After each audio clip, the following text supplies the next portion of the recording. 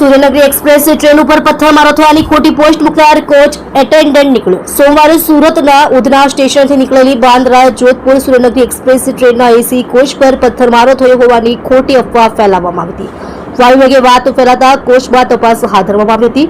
જોકે આ ઘટના એક અફવા હોવાનું સામે આવ્યું હતું। રેલવે પોલીસે તપાસ કરતા કોચ એટેન્ડન્ટે આ પ્રકારની પોસ્ટ મૂકી હતી, એટલે તેને અફવા ફેલાવવાના ગુનામાં ઝડપી પાડ્યો હતો।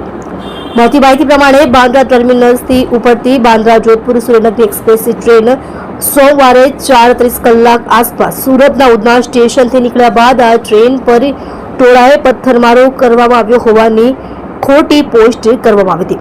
Surendranagar train coach attendant Sunny ચૌધરીએ આ પોસ્ટ મૂકી હતી। તેમાં જણાવ્યું હતું કે ટ્રેન नंबर 12480 सूरत स्टेशन से पहले आउटर केबिन पर B4 कोच में सीट नंबर 50 और 51 पर पत्थर से मुस्लिम लोगों ने अटैक किया है, जो काफी शर्मनाक और चिंताजनक विषय है।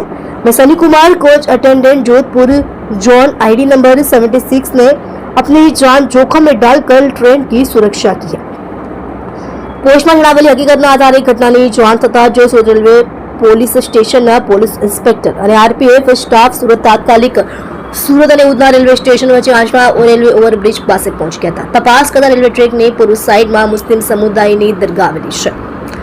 શાહિદે મિલાદનો તહેવાર હોવાથી તેમનું જુલુસ રેલવે ગરણાની નીચેથી પસાર થઈ રહ્યું હોવાનું જણાયું હતું। રેલવે ટ્રેક ઉપર કોઈપણ સમુદાયના શખ્સો દેખાયા ન હતા। આજુબાજુના રહીશો તેમજ જુલુસ સાથે બંદોબસ્તમાં હાજર પોલીસ સ્ટાફને પણ પૂછતા તેમણે પણ અહીં ટ્રેન ઉપર પથ્થરમારાની કોઈ ઘટના બની નથી તેવી હકીકત જણાવતા આવી પોસ્ટ મૂકી કોચ અટેન્ડન્ટે અફવા ફેલાવી હોવાનું લાગ્યું હતું।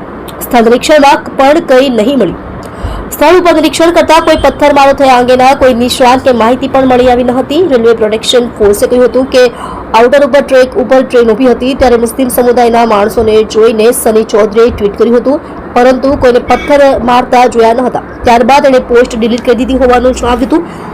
જુલુસ જોઈને ધિક્કારની લાગણી ઉત્પન્ન કરવાના અને પોતાની પ્રસિદ્ધિ મેળવવાના આશયથી ખોટો મેસેજ તેના મોબાઈલ ફોનથી પોસ્ટ કરી ખોટી અફવા ફેલાવી હતી। આ અફવા ફેલાવવા અંગે સુરત રેલવે પોલીસ સ્ટેશનમાં 23 વર્ષીય આરોપી કોચ અટેન્ડન્ટ સની કુમાર રાજવીર ચૌધરીને ઝડપી પાડી તેની સામે ગુનો નોંધી વધુ કાર્યવાહી હાથ ધરવામાં આવશે।